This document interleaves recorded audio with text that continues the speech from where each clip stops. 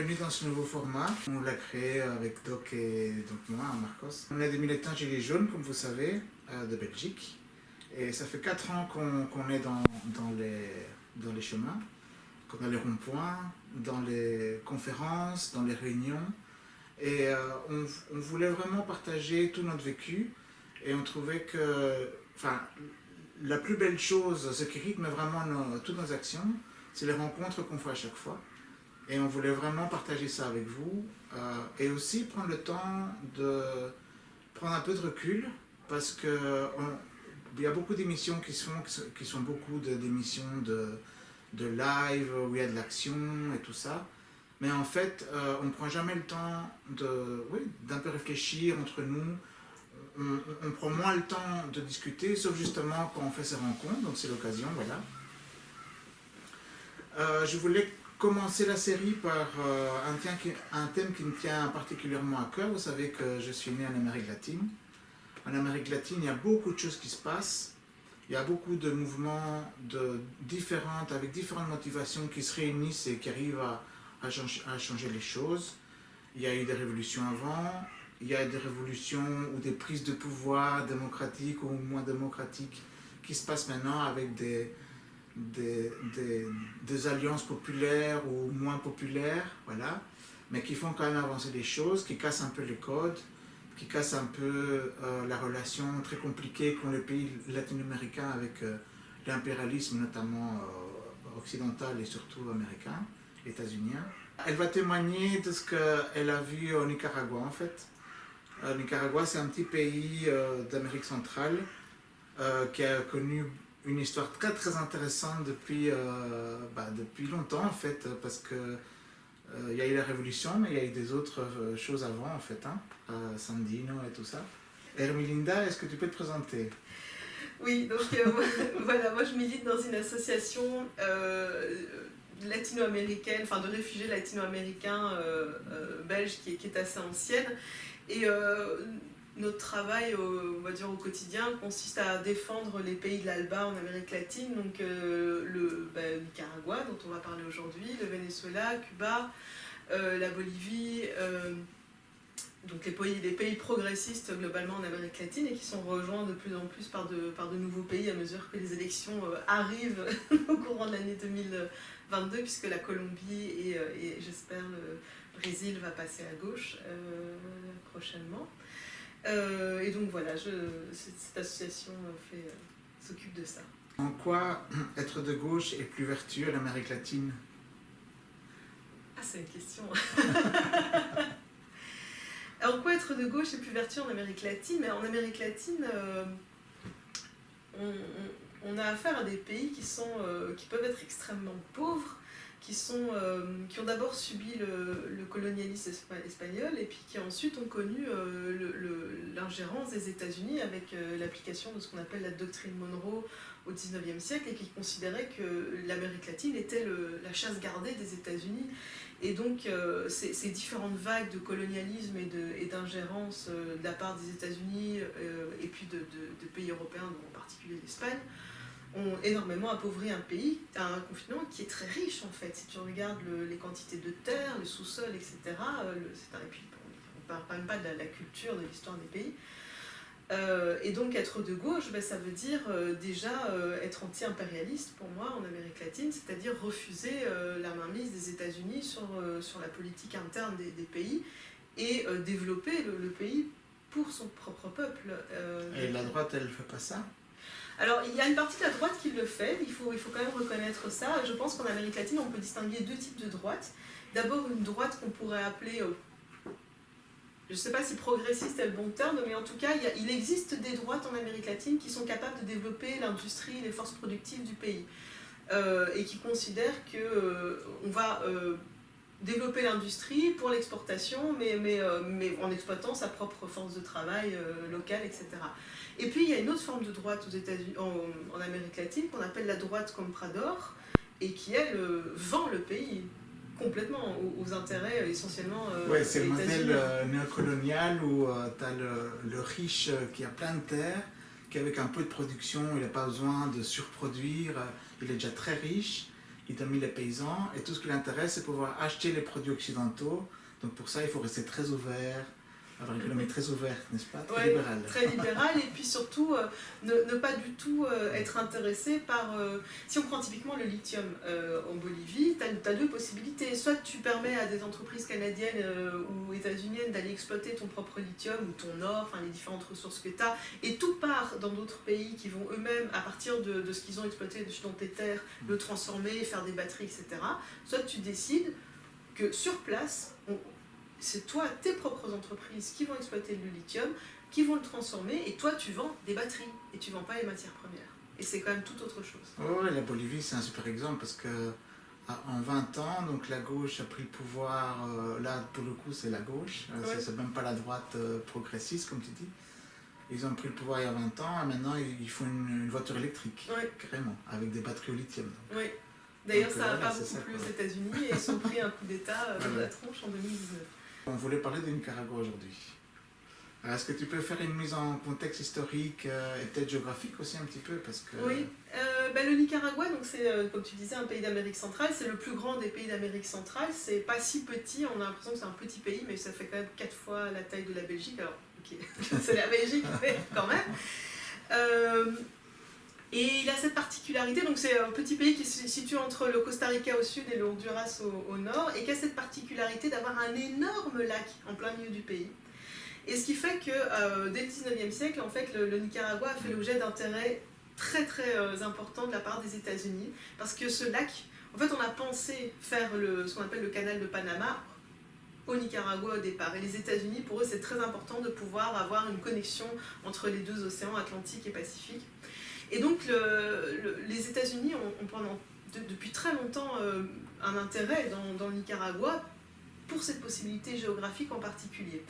Ce qui fait que, tu disais, le Nicaragua a connu une révolution en 1979, mais une autre avant, dans les années 20, avec un personnage très important qui s'appelle Sandino, Augusto Sandino, et qui s'appelle le général des hommes libres. Et Augusto Sandino a développé une théorie anti-impérialiste, anti-ingérence états-unienne, parce que cet homme n'a pas simplement que fait la guerre aux États-Unis qui était présent sur le sol nicaraguayen, il a aussi produit théoriquement la structure de ce qui deviendra la pensée des révolutionnaires aujourd'hui, en tout cas de ce refus de l'ingérence états-unienne. En 1925 commence une révolution au Nicaragua avec Sandino à la tête, qui se termine en 1934 par des accords de paix, qui sont immédiatement trahis parce que le pauvre est assassiné dans la foulée. Et en 1936, les États-Unis mettent un dictateur qui s'appelle Somoza et qui restera au pouvoir, lui et puis ses descendants, jusque la révolution de 79. Et donc c'est la révolution sandiniste. C'est la révolution sandiniste. Et alors, donc, en 1900, donc dans les années 70, renaît un mouvement révolutionnaire qui reprend la figure historique et héroïque de Sandino. Et il reprend ce discours anti-impérialiste, anti-ingérence états-unienne. Mais aussi, c'est un mouvement révolutionnaire qui hérite de la révolution cubaine notamment, et donc qui hérite des idées socialistes, des idées communistes, et qui à côté de l'anti-impérialisme et de l'anticolonialisme, il y a la volonté d'une révolution prolétaire et paysanne. Et ils prennent le pouvoir en 79, c'est une révolution victorieuse, parce qu'on dit souvent les révolutions ça marche jamais, si, il y a des révolutions victorieuses, le Nicaragua en est une. Alors il s'ensuit une période assez compliquée en fait, parce que les États-Unis qui ont cet intérêt toujours dans la région, alors aux États-Unis il y a deux choses. Il y a d'abord l'intérêt, alors le canal de Panama a été construit et ils ont cette possibilité d'aller d'un océan à l'autre, mais ils ne sont pas capables d'accepter non plus qu'il y ait un autre pays révolutionnaire d'inspiration communiste tout près de chez eux. De toute façon dans le monde entier ça les dérange, mais alors à leur porte c'est encore pire. Pas forcément communiste d'ailleurs, c'est juste qui veut suivre sa propre voie. Qui veut suivre sa propre voie, c'est déjà trop. L'Iran n'est pas communiste. L'Iran n'est pas communiste, ouais. mais alors là, pour le coup, en plus, on a quand même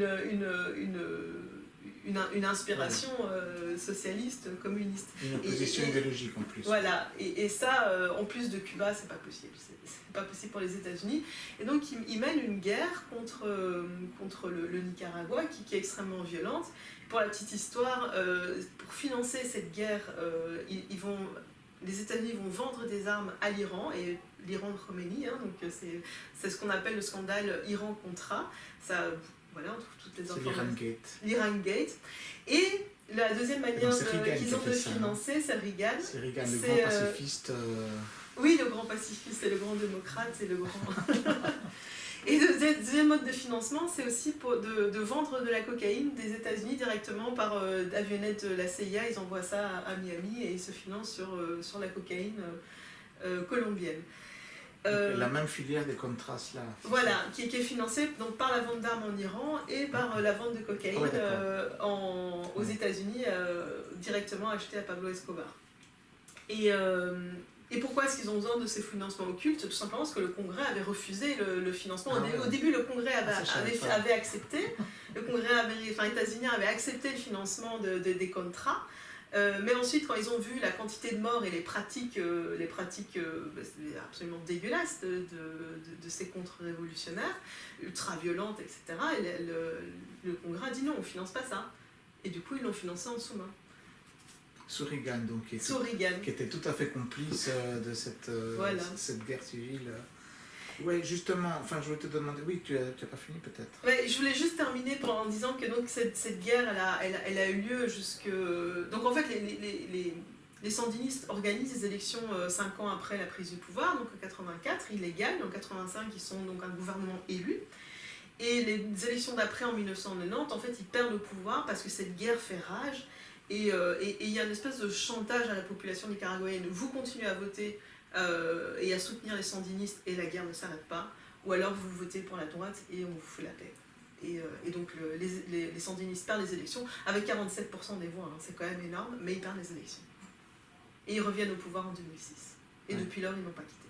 On a mis en place le contexte historique. Donc, comme tu as dit, il y a une révolution donc, sandiniste qui a pris le pouvoir, donc le peuple contre un dictateur, vraiment, c'est la caricature de dictateur dégueulasse qu'il y avait en Amérique centrale, dans une petite république bananière, pour le coup je crois que c'est vraiment le mot juste. Et puis alors, donc, ils ont reperdu le pouvoir, et en 2006, ils sont revenus par les urnes, donc c'est quand même une nouvelle forme de gouvernement. Depuis lors, ils ont toujours été réélus, mais j'aimerais quand même savoir en quoi ce gouvernement, ce régime est vraiment populaire, est vraiment l'expression du peuple. Voilà. Oui. C'est pas un général qui prend le pouvoir, comme dans Tintin, tu disais, le général Alcazar. Il faut savoir que, alors c'est quelque chose qui caractérise à peu près tous les mouvements révolutionnaires. Hein. Tu peux avoir des sociétés, souvent les mouvements révolutionnaires ont lieu dans des sociétés où quand même les conditions de vie donnent envie de faire la révolution globalement.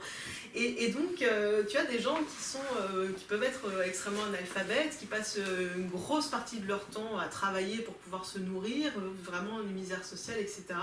Et les mouvements révolutionnaires, il se passe quelque chose, les gens d'un coup se mettent à s'organiser, et c'est pas simplement de la colère individuelle qui s'exprime en masse, c'est vraiment de la colère organisée au sein de structures. Et c'est ce qui s'est vu au Nicaragua, c'est-à-dire que dans les années 70, ceux qui ont fait la révolution étaient organisés en syndicats de paysans, en syndicats d'ouvriers, et des syndicats qui étaient très locaux. Tu avais par exemple, si tu prends la paysannerie, tu avais les syndicats d'ouvriers paysans, tu avais des syndicats de petits propriétaires, tu avais tout un tas de syndicats différents, et chacun dans leur localité, et qui s'organisaient en des structures dans des structures, ils envoyaient un délégué à la structure mère, etc. Donc c'est une structuration au niveau du pays tout entier, mais ancrée dans des réalités locales. Après la Révolution, évidemment, en 79, cette structuration de la société ne s'est pas arrêtée du jour au lendemain. Ce serait le signe, évidemment, un très mauvais signe qu'une révolution ait lieu et que tout d'un coup, les structures cessent d'exister. on y croirait peu. Là, au contraire, après la révolution de 79, de nouvelles structures sont encore apparues. Si tu prends par exemple une structure hyper importante qui s'appelle la Juventud Sandinistas, elle est la jeunesse sandiniste. Aujourd'hui, ça compte environ, parce que c'est une structure qui a été créée en 1979 et qui continue d'exister aujourd'hui, qui compte, alors j'ai lu 300 000 jeunes de 14 à 30 ans, le chiffre paraît immense, mais effectivement, ce que j'ai vu au Nicaragua, c'est qu'ils sont partout, les fourmis, ils sont partout, partout. Et cette Juventud Sandinista, elle se décline sur 6 fronts différents. C'est-à-dire qu'il y a c'est une organisation de jeunesse pour le sport, pour la culture, pour les éducations, pour l'école secondaire, c'est une organisation de jeunesse de communication, de promotion solidaire, et j'oublie le 6e point. La santé peut-être. Pardon ? La santé. Non, c'est pas la santé, c'est la culture, le sport, l'écologie. L'écologie, c'est le 6e point. Et ils sont partout, et c'est en quelque sorte le relais du gouvernement pour mener les politiques communautaires. Typiquement, tu prends un village ou une petite ville, la jeunesse sandiniste va aller voir, ça c'est la partie promotion solidaire, ils vont aller voir foyer après foyer, comment ça se passe dans votre foyer, est-ce que vous avez besoin de quelque chose, est-ce que vous avez faim, c'est vraiment ils scannent la société en continu, et ce sont les jeunes qui sont organisés politiquement, mais qui aussi sont dans l'action politique en continu. Un autre exemple de l'organisation sociale issue de ce mouvement, parce que, alors il faut préciser, le président aujourd'hui qui s'appelle Daniel Ortega, il est issu d'un parti qui s'appelle le Front Sandiniste de Libération Nationale, et en fait c'est un parti politique mais c'est aussi un front, c'est-à-dire qu'un front c'est une organisation qui recueille en son sein de nombreuses autres organisations. La jeunesse sandiniste en est une autre qui est née en 2002, que je trouve extrêmement intéressante et extrêmement parlante sur... Oui, donc excuse-moi, je te coupe. Donc oui. Tu veux dire que, parce que comme il y a eu 2 phases dans la conquête du pouvoir, on va dire dans l'exercice du pouvoir, tu veux dire que depuis les années 70, donc avant la Révolution, et même après, et pendant les prises de pouvoir, et entre les 2 périodes de pouvoir, tout ce processus association de base populaire a continué en fait. A continué d'exister, exactement. Et ça c'est un signe de vitalité démocratique. Oui. Et en fait, même si tu veux prendre la filiation jusque le mouvement initié par Sandino lui-même, ce général des hommes libres dans les années 20, on peut retracer, parce que Sandino crée des coopératives, il forme une génération de militants, et si en 1979 tu as une génération entière qui fait la révolution, c'est parce qu'ils héritent déjà des structures antérieures qui ont été créées dans les années 20. Donc tu as vraiment un processus de formation de la société, où tu as des militants, et alors tu as des périodes un peu plus de dépression où il y a moins de choses qui se passent, parce que les années Somoza, les années de dictature, étaient des années extrêmement difficiles. Il faut voir aussi l'analphabétisme énorme qui régnait dans le pays. Tu as des régions où tu as 75% des gens qui sont analphabètes, tu vois.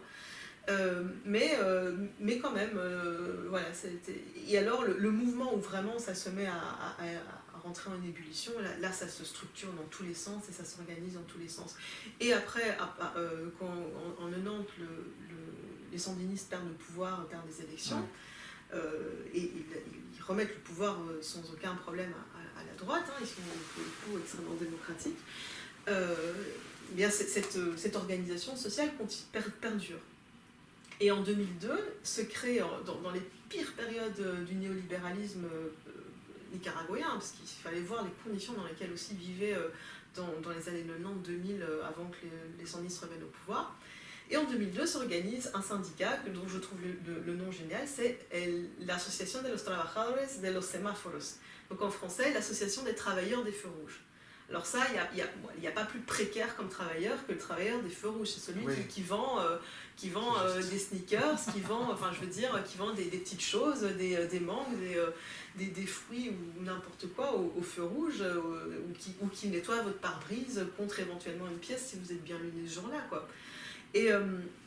Et en plus, c'était un vrai coup de force d'arriver à faire ça parce qu'il n'y a pas aussi plus concurrentiel que les travailleurs des feux rouges.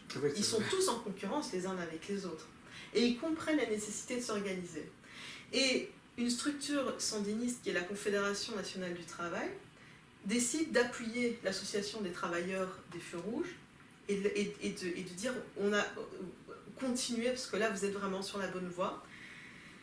Et cette association-là se transforme en un syndicat des travailleurs à compte propre. Et donc qui va être un des grands soutiens des sandinistes lorsqu'ils vont regagner les élections en 2006. Et ensuite, il y a eu un certain nombre de décrets, mais enfin on va reparler, qui appuient tout ce travail, parce que c'est une partie importante de la population, évidemment, qui vit et qui travaille de manière totalement informelle. Il y a une vraie assise populaire et militante dans la révolution. Je peux essayer une question piège. Est-ce que tu pourrais comparer ce maillage d'associations avec ce qu'il y a en Belgique, où il y a aussi beaucoup d'associations financées du coup par l'État, avec beaucoup de personnes, les syndicats aussi sont très très présents, il y a un fort taux de syndicalisation en Belgique.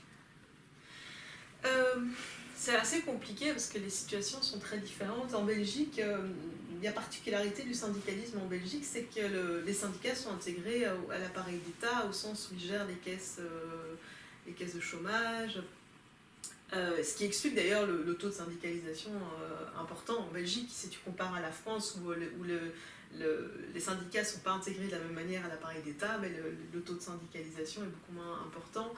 Alors que globalement, la combativité syndicale, on va dire, entre la France et la Belgique, voilà, je sais, j'habitais un certain nombre de temps, je sais pas, j'ai l'impression que la France, ils sont plus gueulards, c'est difficile à comparer. Ah ouais. Mais bref. Alors si on veut comparer...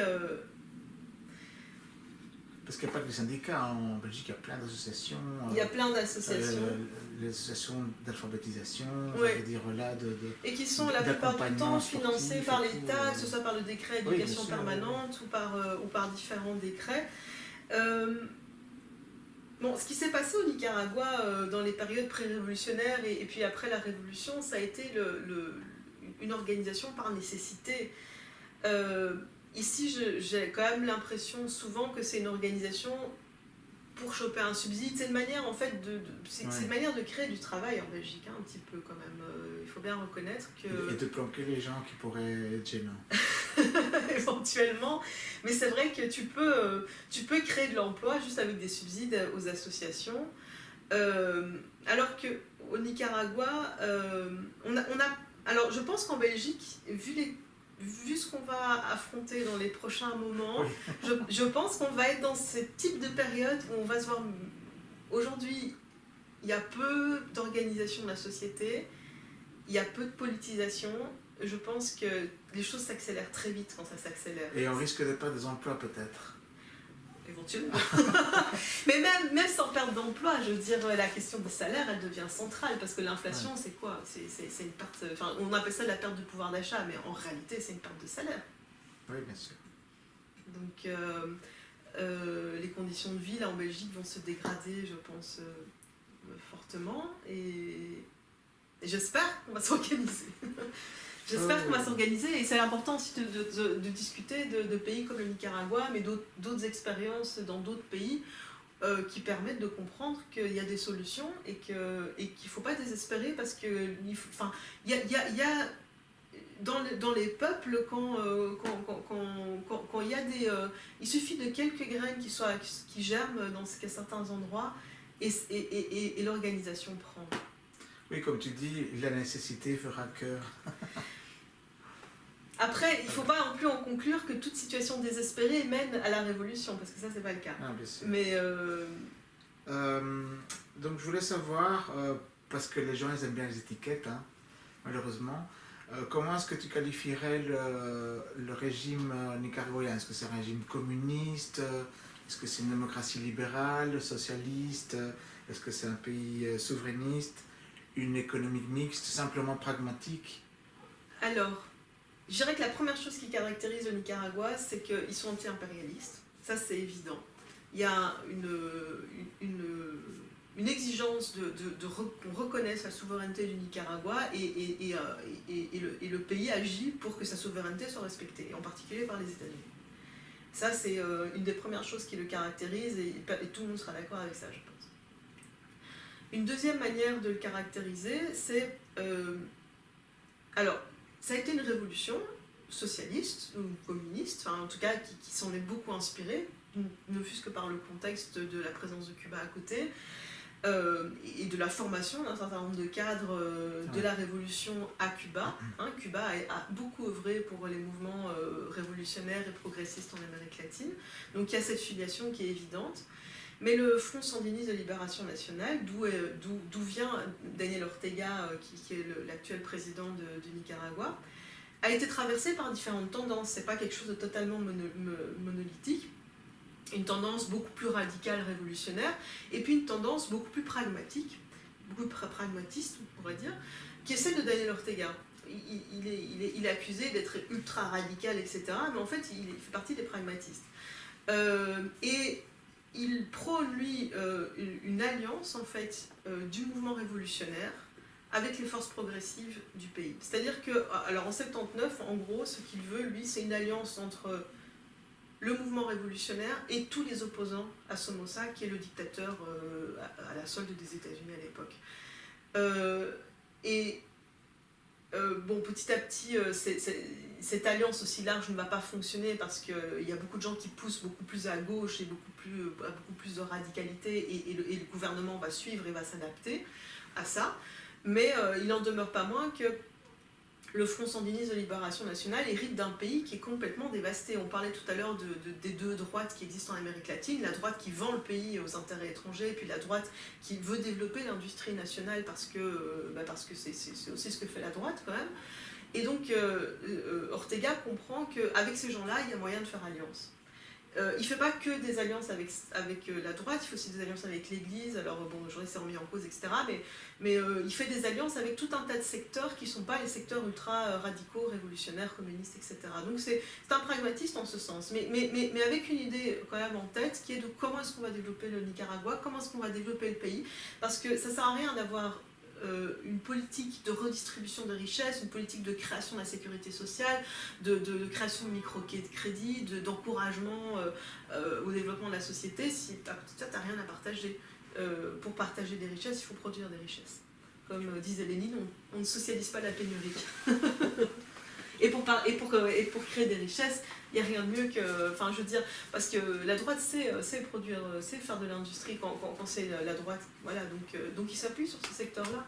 Il a été considéré comme un traître par plein de gauche, etc. Mais c'est ce que fait Lula au Brésil aussi. Je veux dire, de ce point de vue-là, il n'est pas très différent. Oui, tu m'avais parlé qu'en fait, il y avait une alliance même... électorale avec la droite. Oui, il s'est allié avec la droite, effectivement, parce que il a d'abord eu des scores électoraux absolument énormes en 2006, mais les élections d'après, il sentait que ça allait aller en 2011 un peu moins bien pour lui. Du coup, il a 2011 ou les élections d'après, il faudrait revoir les dates. Mais en tout cas, il s'est allié avec la droite parce qu'à un moment, il savait qu'il n'aurait pas une adhésion. Alors, il avait la majorité de toute façon, mais les réformes qu'il mène sont quand même, que le Front sandiniste mène, sont des réformes de grande ampleur. Ils partent d'un pays en ruine et donc il faut tout reconstruire. Donc oui, il y a eu cette alliance. Oui, c'est pas non plus qu'un pays, c'est pas un pays qui a une tradition industrielle non plus. Enfin, c'est ça, c'est pas l'Allemagne. C'est ça, quoi. Ouais. Donc il s'est allié avec le secteur productif industriel. Donc on va dire pragmatiste, comme tu disais, d'inspiration socialiste. Il y a du pragmatisme en tout cas dans ce qu'il fait, mais c'est quand même très progressiste, anti-impérialiste et quand même d'inspiration socialiste communiste. Anti-impérialiste, oui. Et puis effectivement souligner, oui, c'est ça le souci de développer le pays. Et oui, je crois que c'est le cas de beaucoup de pays en Amérique latine, à part Cuba qui a vraiment fait une révolution communiste qui a jeté tous les capitalistes dehors. Tous les autres pays cohabitent tout à fait avec l'ancienne oligarchie. Oui. Voilà, justement par rapport à ça, oui, donc tu disais, il y a une alliance avec la bourgeoisie progressiste, comme tu l'appelais. Euh, Est-ce que justement ça n'a pas été considéré par, comme une trahison par la base populaire? Non, j'ai pas cette impression-là, parce que parallèlement à ça, c'est pas une alliance qui s'est faite juste tenez, on vous laisse agir et puis on s'en lave les mains. Parallèlement à ça, le gouvernement a créé des lois du travail, donc a encadré le travail salarié. Il a créé la sécurité sociale. Enfin, il ne l'a pas créé, mais en tout cas, il lui a donné une effectivité, une universalité. Il a rendu l'éducation, la santé gratuite pour une bonne partie de sa population. Et à côté de ça, il faut aussi savoir que cette question de la souveraineté, elle est très importante pour le Nicaragua. Et donc, quand on dit qu'il y a une alliance avec la bourgeoisie, mais il y a aussi une connexion très très forte entre le gouvernement et tout le secteur productif de petite taille, on va dire. C'est-à-dire que 45% du PIB au Nicaragua, il vient du secteur corporatif, de l'économie familiale, des secteurs de commercialisation en circuit court. Voilà. Donc, c'est un secteur qui est extrêmement valorisé au Nicaragua, au sens où il y a tout un tas de décrets qui appuient via des microcrédits, via des aides. Alors, beaucoup des aides passent par les femmes d'ailleurs, parce qu'ils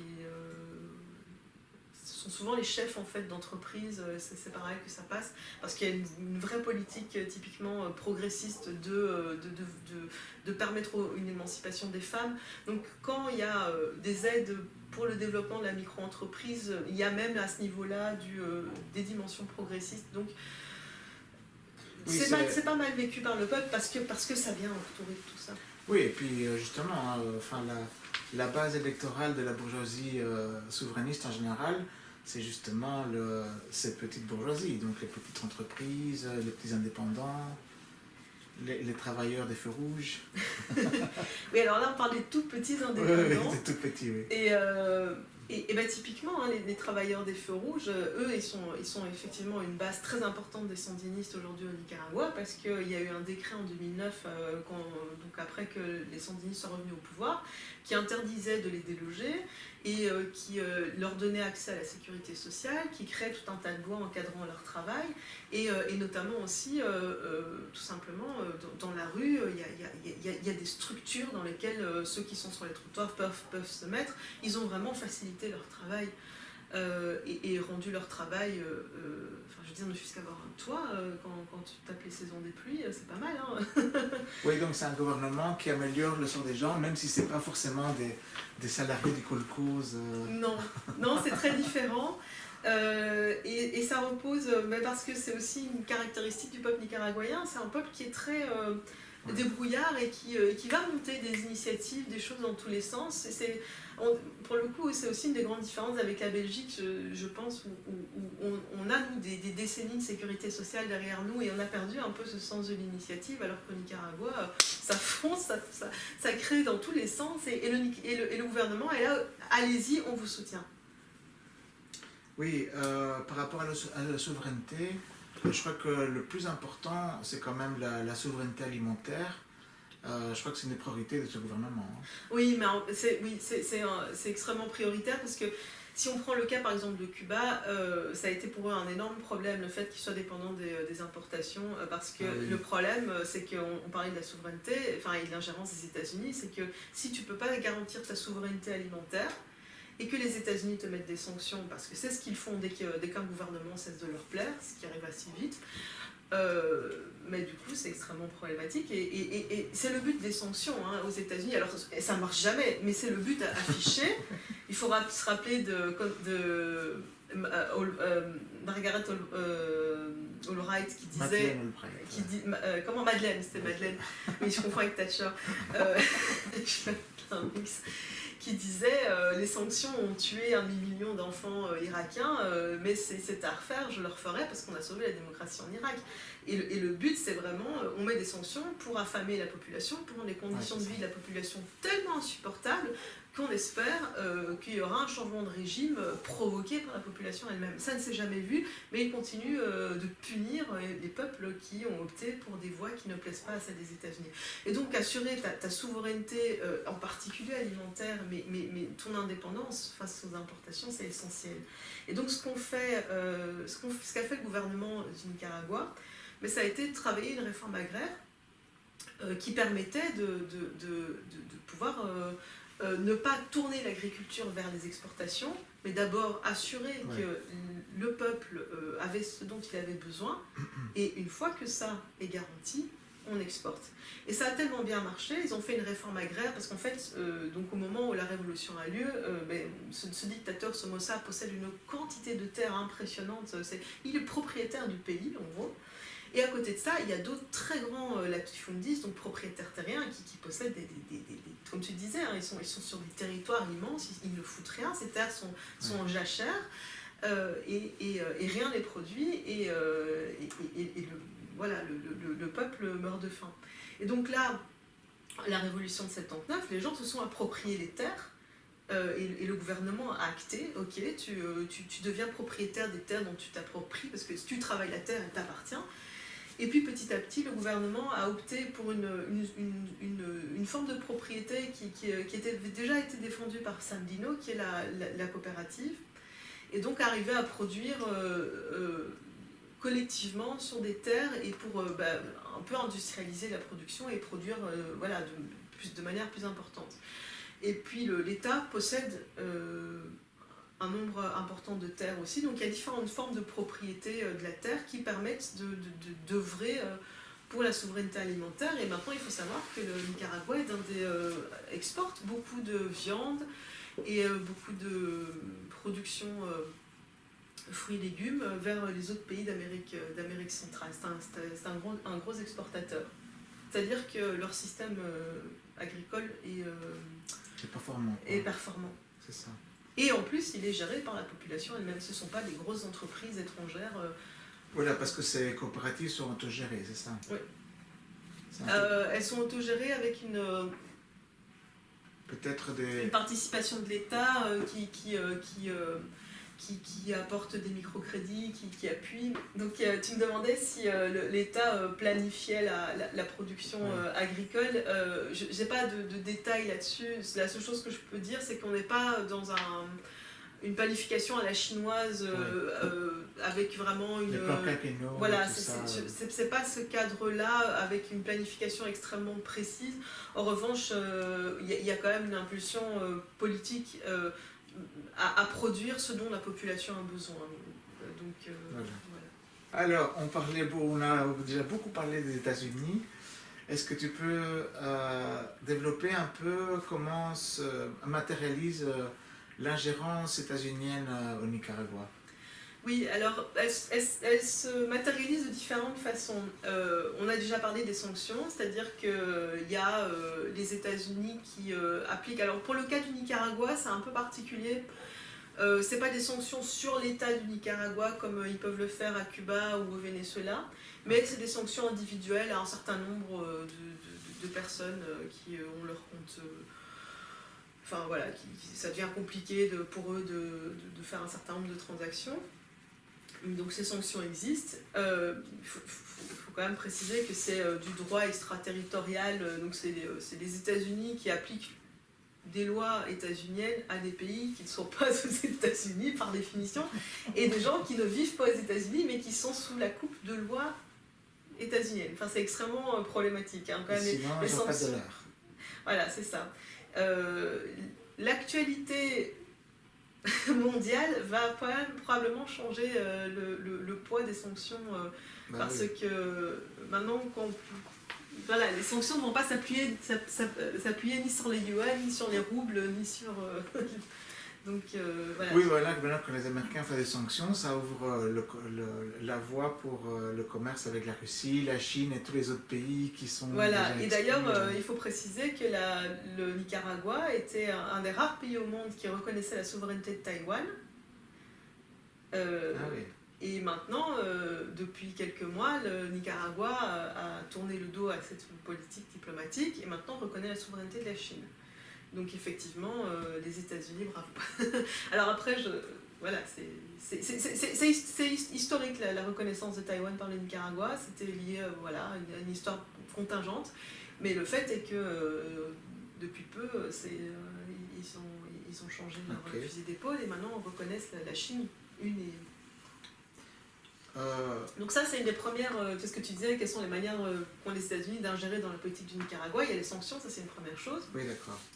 La deuxième chose qui est très importante, c'est le financement par un certain nombre de structures états-uniennes. Les plus importantes, c'est la NED et la USAID. Alors la NED, c'est une institution qui a été créée en 1983 par l'administration Reagan et qui donc, s'appelle la National Endowment for Democracy et qui vise en gros à faire faire par cette structure ce que la CIA faisait auparavant. J'ai une petite citation. Ah, tu es préparé, c'est bien. J'ai une petite citation sur ce qu'est la NED. J'en ai même deux en réalité, parce que c'est bien, je trouve, quand ce sont les gens eux-mêmes. Je veux dire, là on ne parle pas de critique de la NED, on parle de gens qui sont les fondateurs de la NED, qui décrivent quelles sont les missions de la NED. Alors, la première citation, qui est de Karl Gershman, qui était le premier président de la NED, et qui dit « Il serait terrible pour les gouvernements démocratiques du monde entier d'être vus comme subventionnés par la CIA. C'est pourquoi nous n'avons pas pu continuer à le faire et que la fondation, la NED, a été créée. » Donc voilà, c'est clair. Et pour enfoncer le clou, Allen Weinstein, qui est le co-rédacteur des statuts de la NED, a dit aussi que la NED avait été créée il y a 15 ans pour réaliser publiquement ce que la CIA a fait subrepticement pendant des décennies. Voilà, ça c'est clair. Donc voilà, ça c'est clair. Et donc concrètement, Nicaragua, comment ça se passe alors? Alors au Nicaragua, la NED a d'abord financé l'opposition politique au Nicaragua, donc les partis de droite et d'extrême droite. Mais ces partis étaient tellement corrompus que ça commençait à plus fonctionner. Et puis comme quand même une grande partie de l'idéologie de Daniel Ortega, c'est l'anti-impérialisme, bah, du coup c'était quand même problématique que tous les partis d'opposition étaient directement financés par les États-Unis, ça devenait un peu trop visible. Du coup, la NED a opté pour une autre stratégie qui a été le financement d'ONG au Nicaragua.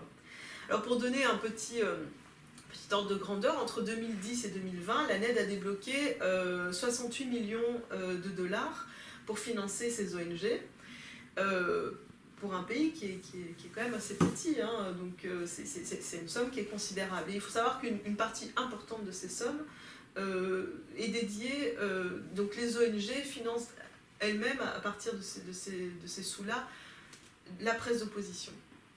Notamment un journal, un média qui s'appelle 100% Noticias, qui, pendant les événements de 2018, qui a été une crise terrible qu'a vécu le Nicaragua, appelait l'intervention armée des États-Unis, appelait hystériquement à la violence, etc. Oui, c'est un peu le CNews local, quoi. Oui, en pire. Ah, d'accord. En pire. Oui, parce que CNews n'appelait quand même pas les Américains pour intervenir. C'est ça, l'intervention militaire des États-Unis, c'est... Et donc, et alors une chose qui est intéressante à noter, c'est que 2 ans avant cette crise terrible qu'a connue le Nicaragua en 2018, les États-Unis ont augmenté comme par hasard, la NED a augmenté comme par hasard sa subvention de 8 millions de dollars supplémentaires. Donc faisant passer les dépenses à 76 millions de dollars en 10 ans. Et il y a une chose qui est intéressante à dire, surtout pour nous Européens, c'est que c'est intelligent de la part des États-Unis de financer des ONG de par le monde. Parce que les ONG, elles viennent auréoler de quelque chose de bon on a du mal à penser ONG égale extrême droite, ONG égale crapule, égale... Non, les ONG, on voit les petits jeunes à la sortie du métro qui sont là, la Croix-Rouge, etc. Ils sont, enfin, on assimile ça à quelque chose de progressif, quelque chose qui agit pour le bien de l'humanité. Il y a cette image qui est associée aux ONG. Et donc ça, c'est une des raisons pour lesquelles c'est beaucoup plus... c'est bien mieux vu de financer des ONG comme ça plutôt que d'avoir des barbouzes de la CIA qui débarquent avec des mallettes de fric pour filer à des partis politiques. Donc voilà, ça c'est... Je comprends, oui. Et alors une chose qui est aussi, pour parler de l'image des ONG, c'est qu'elles ont presque tout le temps des noms... alors tu vas toujours trouver le mot démocratie, droit de l'homme, égalité, dans le nom le titre, le nom de ces ONG. Et par exemple, une des ONG qui s'appelle l'Association nationale pour les droits de l'homme au Nicaragua, ça a été très drôle parce qu'il y a quelques temps, le directeur de cette ONG s'est barré, je crois que c'était au Honduras, en vidant les caisses, en emportant 500 000 $ avec lui. Donc le mec complètement corrompu, parce qu'ils ne sont pas moins corrompus que les partis de droite, en fait, les directeurs d'ONG.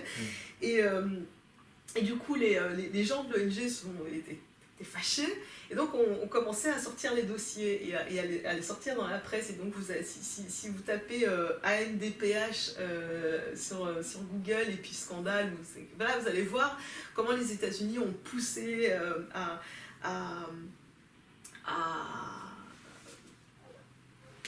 être agressif en fait pendant cette fameuse crise de 2018, et notamment cette ONG, elle était connue pour avoir gonflé les chiffres de morts en 2018 de manière complètement ahurissante. Il disait qu'il y a eu plus de 500 morts, ce qui est faux. Il y a eu déjà énormément de morts, il y a eu plus de je crois 212 morts.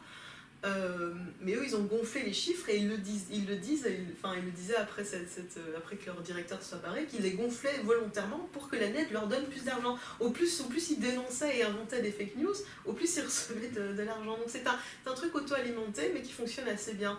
Et une chose qu'il faut encore préciser, c'est qu'une partie de ces organisations, en fait, une partie sert à financer la presse et l'hystérie que peut déverser la presse et les fake news, etc. Puis il y a une autre partie de cet argent via les ONG qui sert à organiser et éduquer une partie de la jeunesse. C'est-à-dire qu'ils font des cours ultra prestigieux, vous allez être invité dans des lobbies d'hôtels de luxe dans un pays qui, somme toute, même si ils sont sortis les gens de la pauvreté assez massivement au Nicaragua, ça reste un pays très modeste. Donc là, ils vont inviter les jeunes dans des lobbies d'hôtels 4 étoiles pour faire des cours de formation à ceci, cela. L'ambassadeur des États-Unis va venir te serrer la pince, etc. Et la plupart des formations qui sont proposées sont des formations aux réseaux sociaux, sont des formations à la communication, à fabriquer des fake news et à devenir les futurs new leaders, hein, c'est comme ça qu'on dit maintenant. C'est le Young Global Leader. Oui, voilà, c'est ça. Et alors, ils cherchent à... Et c'est le modèle, en gros, des révolutions de couleur qu'on a pu voir dans d'autres pays. Et c'est intéressant si on compare, par exemple, ce qui s'est passé, la crise qui s'est passée en 2018 au Nicaragua, avec ce qui s'est passé lors du coup d'État en Bolivie. Ce sont des techniques assez similaires. Ils vont prendre les gens, les déshabiller, les humilier, les peindre. Il y a tout un tas de techniques qui sont les mêmes et qui s'enseignent d'un pays à l'autre pour monter ce qu'ils appellent les changements de régime aux États-Unis, qui sont des tentatives de coup d'État réussies ou ratées. Oui, donc c'est le genre d'ONG, genre Human Rights Watch, qui est connu pour être vraiment financé par les Américains. Oui, alors alors ça c'est un petit peu différent, c'est-à-dire que tu as des ONG moi je dirais que ça c'est des ONG de légitimation qui vont aboyer en disant regardez, Ortega est un dictateur, etc. Et puis tu as les ONG qui sont plus vraiment incrustées dans la société nicaraguayenne et qui vont vraiment recruter des jeunes, aller chercher les jeunes, aller les chercher. C'est une activité militante en fait pour arriver à construire une opposition de l'extérieur. Alors, le complotiste que je suis ne résiste pas à la question, est-ce que Soros finance ces ONG? Oui, il est un des financeurs, mais c'est pas l'unique. La NED et l'USAID sont les principales source de financement de l'opposition crapuleuse, etc. Mais Soros en fait partie. Mais le jour où Soros meurt, je veux dire, il y aura des relèves. Il y en aura d'autres. On leur fait confiance. D'autres questions un peu plus concrètes par rapport à la réalité de la révolution et du pouvoir populaire à Nicaragua. Est-ce que par exemple, est-ce qu'ils ont le droit de prendre les armes? Alors, il y a ce qui s'appelle la police volontaire. Attends. Oui, la police volontaire qui existe au Nicaragua et qui est une structure qui est encadrée par des lois, etc. Et qui est faite donc de volontaires qui s'entraînent à... C'est souvent des anciens de la Révolution en fait, donc des papis, aujourd'hui ce sont des papis, qui continuent, qui sont en gros mobilisables en cas d'insurrection. Et c'est quelque chose qu'on voit dans d'autres pays qui ont fait la Révolution, typiquement au Venezuela, il y a aussi alors c'est un autre nom, ça s'appelle les milicias, qui, bon, le nom en français sonne mal parce qu'on a l'histoire de la milice. Oui, la milice, ça devient ce que ça veut dire. Hein. C'est pas l'armée, c'est pas la police. Mais voilà, ce sont d'autres structures. Ici, on associe ça au nazisme et au fascisme. Mais la milice, effectivement, ou la police volontaire, là, ce sont donc alors là, c'est extrêmement encadré par l'État. Ce sont des gens qui s'entraînent et qui exercent, en gros, des fonctions de police lorsque l'État est débordé. Et pourquoi est-ce qu'il y a besoin de ça donc je parlais du Nicaragua, il y a ça au Venezuela, sous une autre forme, il y a ça aussi à Cuba. Mais il y a ça parce que tout simplement, ce sont des pays qui... C'est une autre des formes d'ingérence des États-Unis, c'est qu'il y a l'ingérence armée. Il y a les tentatives de coup d'État, il y a les actes violents. Et effectivement, le Nicaragua a connu entre 1980 et 1990 une période de presque guerre, je dirais pas de guerre civile, parce qu'en fait, la Contra, c'était essentiellement des gens venus de l'étranger. La frontière du Honduras. Voilà, et en 2018, ce qui s'est passé, le pays a connu une très grave crise. Et ce qui s'est passé, c'est que les États-Unis ont financé énormément de gens qui venaient de ce qu'on appelle les maras, les bandes organisées dans le narcotrafic du Honduras et du Salvador voisin, qui sont des pays extrêmement violents, et qui sont venus et voilà, c'est des gens qui sont nés dans la violence, qui pratiquent la violence, alors que le Nicaragua, c'est un pays, au niveau du continent latino-américain, c'est le deuxième pays le plus sûr après le Chili. C'est un pays extrêmement safe, il n'y a vraiment pas, il n'y a pas de problème de sécurité, sauf quand les États-Unis viennent et font rentrer des groupes armés, des bandes armées comme ça s'est passé en 2018. Et donc là, dans une situation insurrectionnelle, le président, le pouvoir exécutif peut faire appel à ces polices volontaires, comme c'est le cas dans la plupart des pays qui ont fait une révolution. Oui, c'est ça. Donc le peuple reste, en tout cas, en armes ou accès aux armes. Je dirais pas que c'est le peuple en armes, parce que la plupart du peuple, en fait, était déjà ultra effrayé en 2018 par ce qui se passait, parce que c'était des événements très violents et aspirait à la paix. Mais il y a une partie de gardiens de la révolution, il y a une partie de gens... effectivement, c'est souvent la vieille garde, mais il y a aussi parmi les plus jeunes qui se... Tu as déjà plusieurs fois parlé de 2018, mais je ne suis pas sûr que tu as parlé de ce qui s'est passé en 2018 en fait. Oui, c'est vrai qu'on arrive comme la cavalerie après la bataille. Alors, c'est compliqué, c'est compliqué parce qu'il s'est passé énormément de choses. Moi, je résume ça de manière très abrupte, comme une tentative de coup d'État raté. Mais pour rentrer plus dans le détail, ce qui s'est passé, c'est que déjà, je l'ai dit tout à l'heure, il y a eu des financements, une organisation de la part des États-Unis, de tout un tas d'ONG qui ont structuré tout un tas de jeunes avec un discours anti-Front sandiniste de libération nationale, etc. Et en 2018, il s'est passé quelque chose de très important, c'est que le FMI a fait un prêt au Nicaragua, et comme fait toujours le FMI, en échange de réformes. Et Daniel Ortega, le gouvernement a refusé d'appliquer les réformes du FMI, en particulier une réforme des pensions. il a fait une réforme, mais pas celle proposée par le FMI, c'est-à-dire qu'il a fait reposer l'essentiel des recettes nouvellement récoltées sur le patronat et pas sur les travailleurs. Mais quand même, il fallait, le FMI refusait, et puis aussi le patronat, parce qu'on est dans un gouvernement d'alliance nationale avec la droite, et donc le patronat et le FMI disaient non, il faut aussi faire cotiser un peu plus la population. Ce que le gouvernement a fait, c'est très très mal passé, et la population est sortie dans la rue manifester.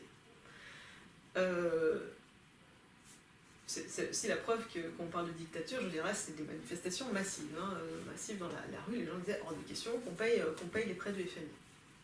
Le gouvernement, après quelques jours de manifestation, recule, dit ok, j'annule la réforme. Il annule la réforme. Et à ce moment-là, les manifestations continuent et deviennent de plus en plus violentes. Et dans la presse, on voit des appels, alors que la réforme a été retirée. On voit apparaître de plus en plus dans la presse, dans les discours de la droite, etc., renversement du gouvernement, donc des appels au coup d'État. À côté de ça, dans la rue, on voit apparaître ces bandes armées. Donc on voit apparaître dans les manifestations des gens qui sont armés et lourdement armés. On voit apparaître dans tous les carrefours. Alors c'est la version contra des gilets jaunes, c'est-à-dire que les ronds-points sont investis par des gens ultra armés mais qui empêchent les gens de passer. Enfin, ce sont des barrages. Et vous pouvez plus passer, et ces barrages sont souvent aussi des lieux où une violence très importante s'exerce contre les gens. Nous on tenait le rond-point aussi, ben nous on est gentils. Voilà, c'est ça, là c'est extrêmement violent, comment ça se... Voilà. Et... Enfin voilà, on ne va pas rentrer dans les détails, mais une augmentation de la violence, une augmentation de l'hystérie qui est alimentée par la presse et par cette presse financée par les États-Unis, une augmentation de l'hystérie, une augmentation des appels au coup d'État, etc. etc. Et 2 mois après, les choses rentrent dans l'ordre, avec finalement très peu de répression, parce que Daniel Ortega a été, moi je trouve extrêmement intelligent, même si ça a été mal vécu par une partie de la population. Dans un premier temps, il a dit la police ne sort pas des casernes, l'armée ne sort pas, on essaye de gérer ça pacifiquement. Il a fait une conférence nationale où il a invité à la table, tout le monde a négocié, etc. Et puis petit à petit, les choses sont rentrées dans l'ordre. Oui, et il a bien fait, parce que récemment il y a eu des révélations comme quoi cette opposition contrôlée, elle voulait des martyrs en fait. Oui, et en particulier là c'était l'opposition dite de gauche, le mouvement de rénovation sandiniste, qui aux élections se présente toujours avec la droite et maintenant avec l'extrême droite, et qui effectivement demandait des martyrs pour hystériser la situation et renverser le régime. Des martyrs, mais peut-être pas eux-mêmes. Ah non, les martyrs c'est toujours les autres, et ni soi-même ni ses enfants. Évidemment. Mais oui. Et effectivement, il y a eu 212 morts. Ça a été une période où les Nicaraguayens on reste assez fort traumatisés, parce que ça a été difficile pour les gens. En quoi le régime actuel aide le peuple concrètement? Tu as déjà parlé des syndicats des feux rouges. Oui. Est-ce qu'il y a d'autres initiatives vers le petit peuple, comme tu disais, donc la première chose... Les gens qui essaient de s'en sortir, enfin... La première chose, c'est le développement de la sécurité sociale et son universalisation. L'accès à un nombre de plus en plus élevé pour les gens à la santé, à l'éducation. Parallèlement à ça, par exemple, si tu rends l'accès à la santé, c'est important aussi que tu développes les services de santé dans le pays. Donc il y a eu une augmentation du nombre d'hôpitaux, enfin à tous les niveaux en fait des structures de santé, de niveau le plus communautaire jusqu'aux hôpitaux les plus spécialisés. Tout ça a explosé, le nombre de structures de santé a explosé, ce qui se traduit dans les chiffres. Des indicateurs par exemple très importants, c'est la mortalité infantile et la mortalité en couche. La mortalité infantile elle a diminué de plus de 50% depuis 2006, et la mortalité en couche de plus de 60% depuis 2006. Donc c'est des indicateurs qui ne trompent pas. Ah, voilà, ça ne trompe pas du tout. Ouais. Et l'éducation, la réduction de l'alphabétisation, À côté, donc voilà, le développement global de la sécurité sociale et son accès massif à la population. La pension sont évidemment une des branches, parce que on a parlé des pensions dans les événements de 2018, mais il faut aussi préciser que le gouvernement a aussi massivement rendu l'accès à la pension à beaucoup de gens. Une deuxième chose que fait le gouvernement qui est extrêmement importante, c'est rendre le pays comment on peut dire, praticable pour le commerce. C'est-à-dire que ce qui est extrêmement impressionnant au Nicaragua, c'est l'état des routes. Il y a des routes partout et en extrêmement bon état, mais vraiment. Donc c'est-à-dire que quand vous faites du commerce et que vous voulez vendre votre production au marché du coin, mais vous n'en avez plus pour 2 heures dans des routes chaotiques. Voilà, l'autoroute va super rapidement et c'est possible. Donc le pays est vraiment rendu efficace. C'est très impressionnant. Le développement des services publics. Il y a aussi énormément de bourses qui ont été créées pour que les gens aient accès à l'université. Transport gratuit, bon là il y a eu des petites modifications sur le transport, mais globalement ils font en sorte que les jeunes puissent accéder aux études supérieures, mais en même temps une très grande valorisation des métiers manuels et des métiers de la terre, etc. Donc ils ne sont pas non plus partis dans un ultra-élitisme, ultra-intellectualisme, ils savent qu'ils ont besoin de travailleurs, etc. Donc ça aussi c'est valorisé, mais ils offrent, par exemple typiquement les travailleurs à compte propre, qui sont les travailleurs des feux rouges, etc., ils leur ont permis de faire des formations en gestion d'entreprise, de la compta, enfin tu vois, ce qui était nécessaire pour que leur commerce puisse se développer. Et puis après, tu as tout un tas d'incitations à la micro-entreprise, avec des micro-prêts à taux zéro, et puis une responsabilisation au sens où au plus ton micro-prêt, quand tu es auto-entrepreneur, te fait réussir, au plus tu as bien géré ton truc, au plus tu vas en gros débloquer la possibilité de nouvelles aides et pouvoir grandir comme ça. Donc il y a à la fois, c'est pas de l'argent qui est donné comme ça, on va vérifier et t'accompagner pour vérifier que ton commerce marche, mais quand ça marche, on va vraiment te pousser et te favoriser la création de coopératives, voilà. Oui. Et donc tu as dit que, donc on parlait de souveraineté, de souverainisme, ça passe aussi par une indépendance financière. Donc tu as dit que déjà ils ont réussi à faire quelques industries exportatrices, mais j'ai entendu dire aussi qu'ils ont aussi réglé le problème de la dette correctement. C'est pas qu'ils distribuent l'argent qu'ils n'ont pas. Ils gèrent aussi l'argent correctement. Oui, ils gèrent l'argent public de manière... la Banque mondiale est ultra élogieuse, en fait. Si on lit les rapports de la Banque mondiale sur le Nicaragua, ce sont des éloges. Effectivement, ils gèrent bien l'argent, même s'ils ne font pas les réformes qu'ils souhaiteraient qu'ils fassent. Mais Donc comme quoi, il y a peut-être moyen de s'en sortir mieux, mais en faisant autrement, comme ils disent. Exactement. Qu'avec l'austérité et tout ça. Oui. Quelle relation entretient le pouvoir avec, et en général avec les élites du pays, donc l'oligarchie Ces derniers temps, assez mauvaises les relations. Non, mais déjà, l'oligarchie, elle est toujours là. Alors, c'est-à-dire que l'oligarchie qui est juste là pour vendre le pays, elle, n'est absolument pas favorisée et extrêmement fâchée de ce qui est en train de se passer. Et puis, il y a une partie de la droite qui... mais ça dépend ce que tu appelles oligarchie, en fait. Elle n'est pas expropriée. Les grandes fortunes, en général, donc celles qui, dans les pays, en général, tiennent oui, c'est ça, tiennent le pays, comme on a en Belgique, les reliquats de l'aristocratie, ou voilà, les grandes fortunes... malheureusement, on a perdu Albert Frère, mais bon, voilà, il y en a d'autres, quoi, qui ont pris le relais. Les Colruyt, les Inbev.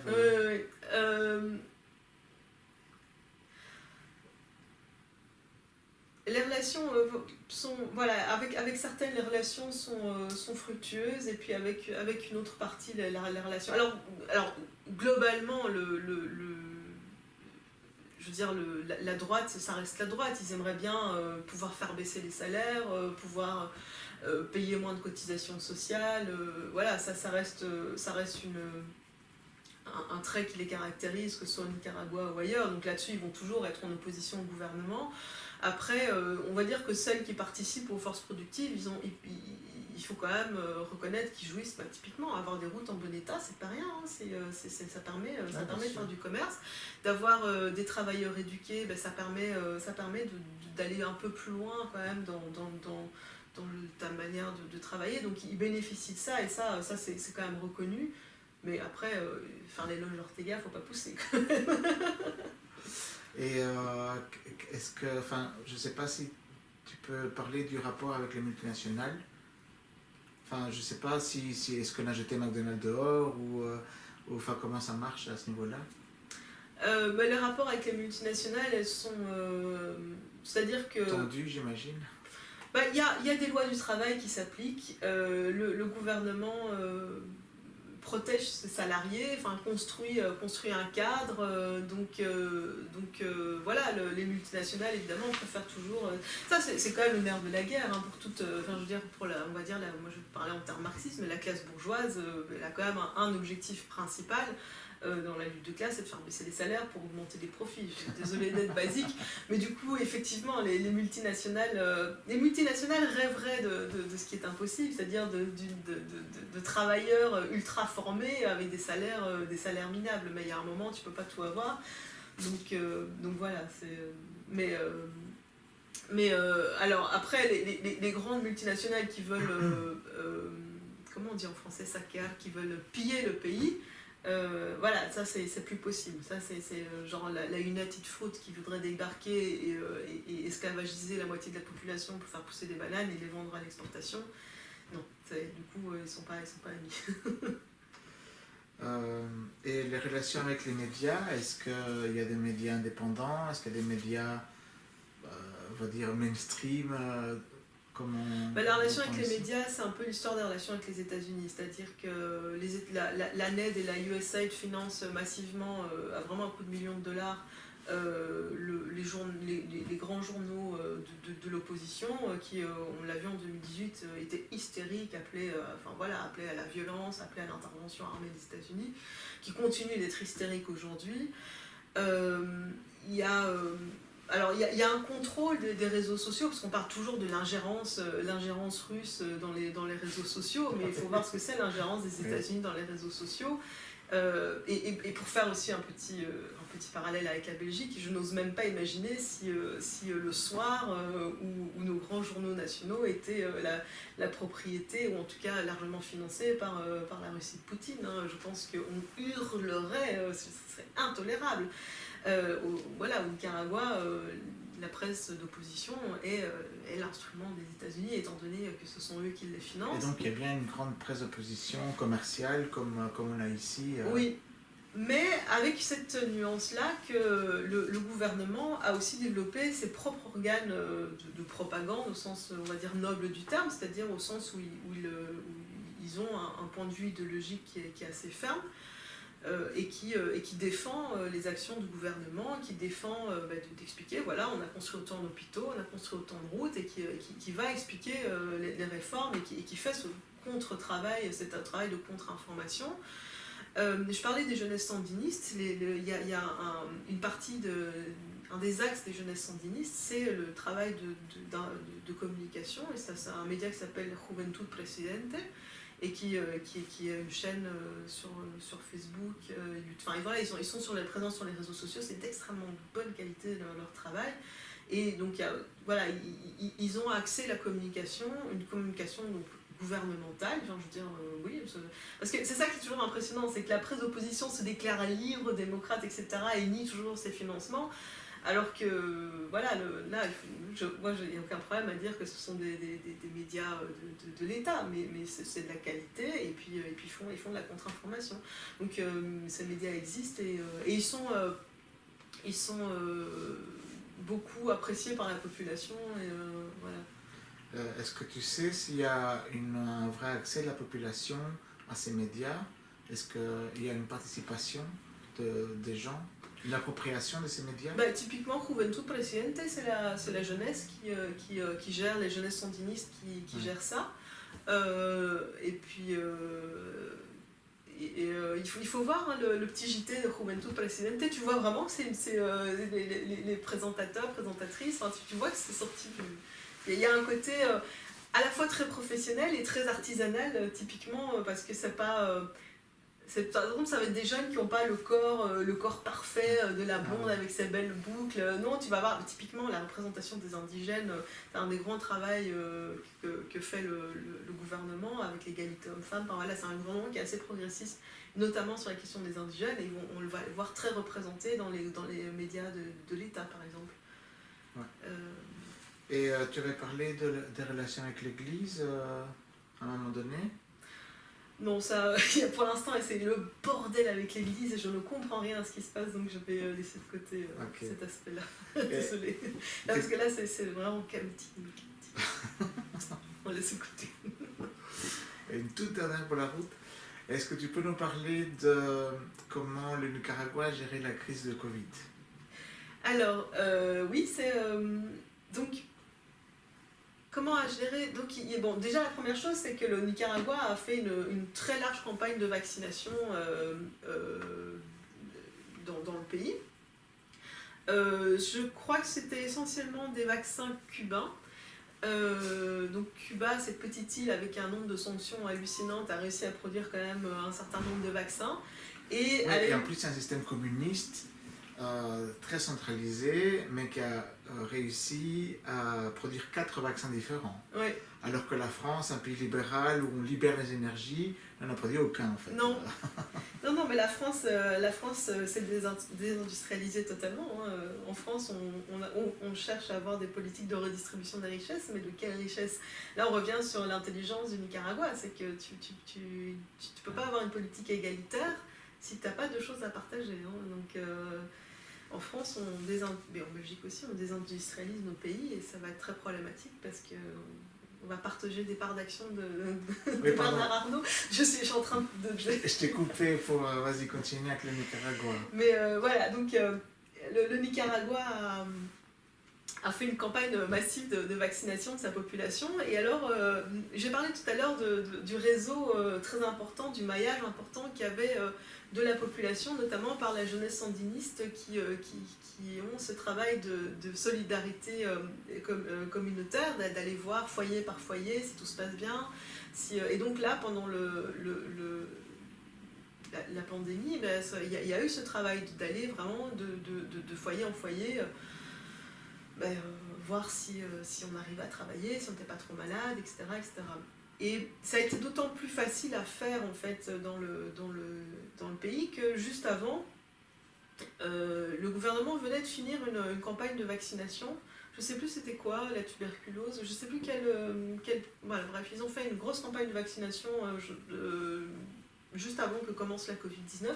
Du coup, ils avaient toutes les structures qui étaient déjà rodées à aller foyer par foyer, présenter ce que c'était un vaccin, présenter ce que c'était les traitements, etc. Donc là, ça a été complètement différent de ce que nous avons fait en Belgique ou encore pire en France, où c'est le gouvernement qui a imposé en faisant un chantage à la population: si tu ne te vaccines pas, tu n'auras plus rien faire.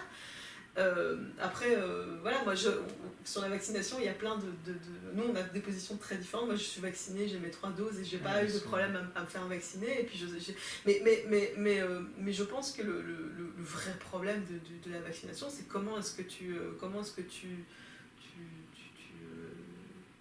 la proposes à ta population, ou tu la rends obligatoire, parce qu'éventuellement, ça se discute, mais l'obligation de la vaccination n'est pas quelque chose que je considère comme étant horrible. Mais encore une fois, là, on a un modèle de santé qu'on appelle la santé communautaire, c'est-à-dire qu'il y a un modèle de santé qui est ancré dans la communauté. Tu n'as pas des équipes soignantes, tu n'as pas des équipes de vaccination qui débarquent sans connaître les gens, sans connaître les préoccupations des populations locales. Moi, la personne qui m'a vaccinée, je ne la connais pas, elle ne me connaît pas, elle ne sait rien de moi. Alors qu'au Nicaragua, ça ne se passait pas comme ça quand tu allais te faire vacciner. C'était dans des centres locaux avec cette pratique de la santé communautaire qui fait que c'est une politique de santé publique en santé communautaire, comme elle se pratique au Nicaragua, n'est jamais déconnectée des préoccupations de la population. Donc, tu n'as pas eu d'opposition comme ici, le mouvement anti-vax, tout simplement parce que les gens n'ont jamais eu la crainte de se faire empoisonner, de se faire par le gouvernement, tout simplement parce que la confiance est créée depuis longtemps, parce que les équipes soignantes là-bas sont perçues comme des gens qui sont là pour t'aider et que tu vois, pas au quotidien, mais qui ont vu les enfants grandir, qui ont été là au moment où il y a eu les petits problèmes dans la famille et qui ont su les anticiper avec toi, t'expliquer aussi ce que c'était une Et PSA. puis, tu m'as dit aussi qu'il se passe des choses extraordinaires au Nicaragua. Il paraît que le médecin, il soigne. Alors, au Nicaragua, je ne sais pas, ça je l'ai vu au Venezuela. J'ai un ami, on était au Venezuela au mois d'avril, j'ai un ami qui a eu la Covid et il a été soigné, c'est-à-dire qu'il Non. il a eu la Covid, une forme pas très sympa, mais ouais, voilà, il n'était pas du tout sous respirateur, il avait juste un mal de crâne terrible et voilà. Et donc il allait régulièrement se faire soigner à l'hôpital, donc recevoir des soins pour atténuer ses symptômes qui étaient vraiment pas cool. Et oui, donc alors au Nicaragua, je sais pas parce que Ah, d'accord. Tu as évité cette période. j'ai évité cette période, mais aussi par exemple une chose donc moi j'y suis allée pendant la pandémie. Ils étaient très stricts, hein. C'était Ouais. très strict au sens où partout où j'allais, il y avait toujours un petit évier qui était installé à l'extérieur des bâtiments publics qui ont obligé à te laver les mains d'abord, donc lavage des mains continu. Lavage de main avec de l'eau, donc. Avec de l'eau, Ouais. de l'eau et du savon, tu sais, cette chose extraordinaire. Euh,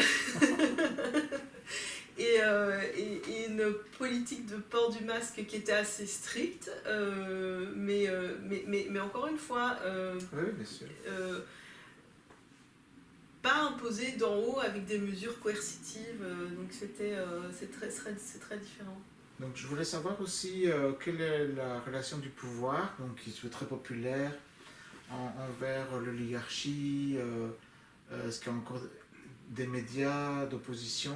Est-ce qu'il y a encore des partis d'opposition? Comment ça se passe? Mais c'est assez simple, hein, c'est à peu près comme ici, c'est-à-dire que les partis d'opposition continuent d'exister. Enfin, je veux dire, il n'y a pas d'interdiction aux partis d'opposition d'exister, ni aux médias d'opposition, ni à quiconque. La seule chose qu'a fait le Nicaragua, c'est qu'il a exigé que lorsqu'il y avait un financement extérieur, Ah ouais, typiquement les États-Unis, ils ont exigé que ce soit par transparent. exemple. Et c'est une loi qui, de facto, a fait qu'un certain nombre de gens n'ont pas pu ou se présenter aux élections ou que des ONG ont dû fermer parce que tout simplement, elles n'étaient pas transparentes sur ce fait-là. Mais c'est une loi, je veux dire, on a la même loi en Belgique, il y a la même loi aux États-Unis. Ah, bien Non, je sûr. pense qu'en Belgique, on a des lois encore plus restrictives sur le financement extérieur. Donc voilà, c'est autorisé, mais il faut être transparent. Sauf par l'Union européenne. Hein. Ah oui, mais ça, c'est des démocrates, donc tout va bien. Nous vivons dans un jardin. Ça, tu coupes. Je crois qu'on est arrivé au bout de l'interview. Merci beaucoup, Melinda, pour ta participation. Ben, merci à toi. Et Mais c'est quoi grand- la chute, la suite de la Ah ben, de la j'espère chaîne qu'on aura encore beaucoup d'autres interviews. On a rencontré plein de gens super intéressants. Et donc, n'hésitez pas à donner vos impressions et nous écrire pour vous dire ce que vous pensez du Nicaragua et peut-être aussi du format de l'interview. Merci.